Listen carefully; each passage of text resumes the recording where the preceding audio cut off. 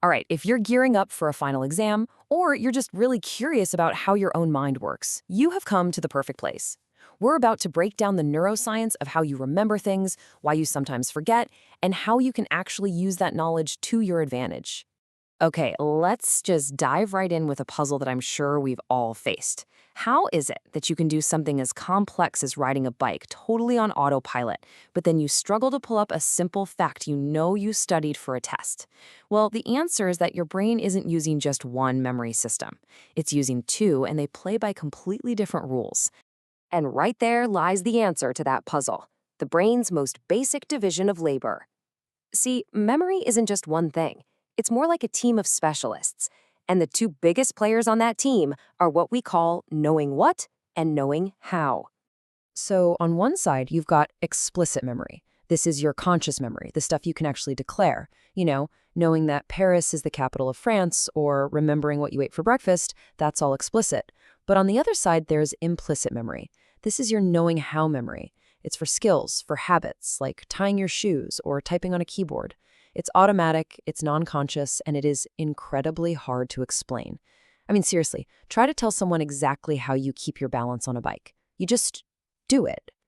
So how does that knowing how get so automatic? This is where it gets really, really cool. Learning a new skill isn't just some abstract mental exercise. It's a physical renovation project that's literally happening inside your brain.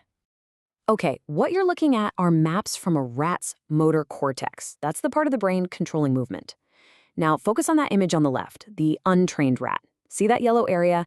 That's the specific zone that controls its forelimb. Now look at the map on the right. After this rat spent weeks mastering a really tricky task of grabbing a tiny sugar pellet, that same yellow area has physically expanded. It's actually bigger. The brain has literally allocated more space to that one skill. And this just beautifully illustrates a core principle of how we learn. The more you practice something, the more brain real estate your mind devotes to it. Your brain is literally rewiring itself to build a superhighway for that specific task. But how does the brain know which connections to rewire? Well, it has a secret ingredient, a chemical called acetylcholine, or ACH for short. You can think of ACH as being like a highlighter pen for your brain. When you're focusing really hard on learning something new, ACH gets released, and it basically tells your neurons, hey, pay attention, this is important, save this connection, make it stronger. And the proof is in what happens when you take that highlighter away. So scientists trained another rat on the exact same task, but this time they blocked the release of acetylcholine. And the result? Just look at this third map. The forelimb area, it didn't expand at all. No highlighter, no rewiring, and the skill was never mastered. This is pretty much the smoking gun that proves ACH is absolutely essential for the physical brain changes that lock our new skills into place. And get this, it isn't just for movement. The same rewiring happens for our senses. In this study, scientists looked at the auditory cortex, the brain's sound processing center. They repeatedly played a specific sound, a 9 kilohertz tone, while stimulating the release of that ACH highlighter. And just like with the motor skill, the brain area dedicated to hearing that specific frequency got bigger, making the animal's brain more sensitive to that one tone. The principle is universal. Whatever you focus on, your brain gets better at processing. So we've got one system for facts and another one for skills. Sounds simple enough, right? Well, the brain is rarely that simple. What happens when you give both of these systems the same problem to solve? Turns out they don't just cooperate. They actually compete for control. Let me introduce you to the T maze. It's a really simple experiment. A rat starts at the bottom of the T and learns that if it makes a left turn, it gets a nice food reward. After a few tries, it gets it right every single time. But the real question is, what has the rat actually learned to do? And that really is the crucial question. Did it learn a place strategy, using its explicit memory, like a mental map, to think, okay, the food is over in that specific corner of the room?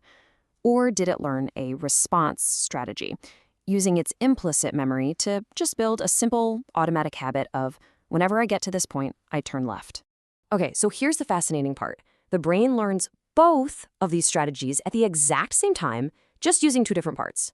Early on in the training, that place strategy is run by the hippocampus. You can think of that as the brain's internal GPS. But with enough practice, a different system, the basal ganglia, the brain's habit center, takes over with that automatic response strategy. The conscious effort of figuring out where to go just fades away into an unconscious habit.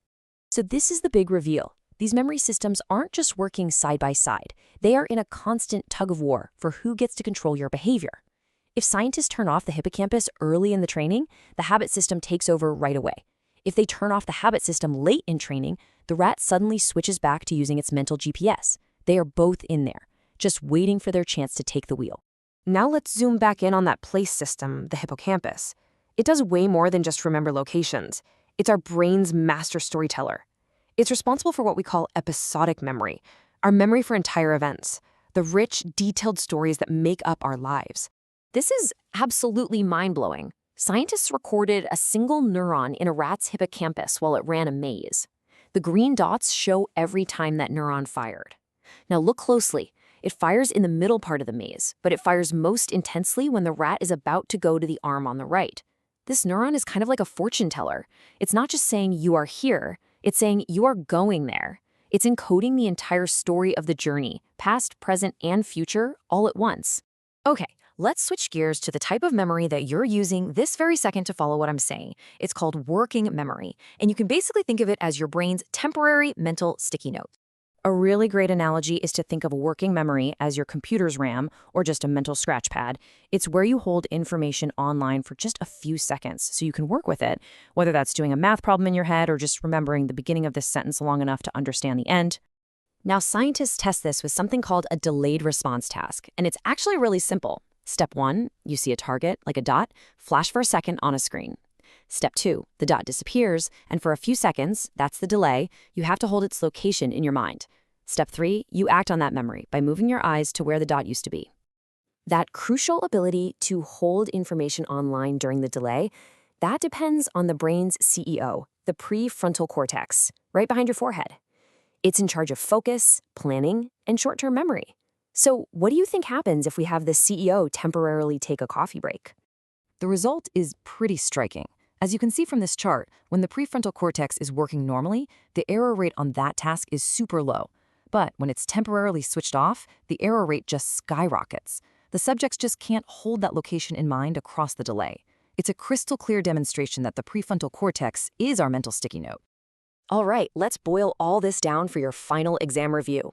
Here are the 5 things you absolutely need to remember about memory. Number 1, memory isn't just one thing. It's a team of systems that are often competing with each other. 2, practice isn't just practice, it is literally re-sculpting your brain. 3, acetylcholine is the chemical save button for that whole sculpting process. 4, your hippocampus is the brain's storyteller and its GPS. And number 5, your prefrontal cortex is that mental sticky note holding ideas right here in the present moment. And all that leaves us with one final and I think pretty provocative thought. We've seen undeniable proof that what you practice, what you focus on, physically shapes your brain. And that is not a metaphor. So the real question for you is, knowing this, what skill, what knowledge, what habit will you choose to build today to intentionally shape the person you are becoming?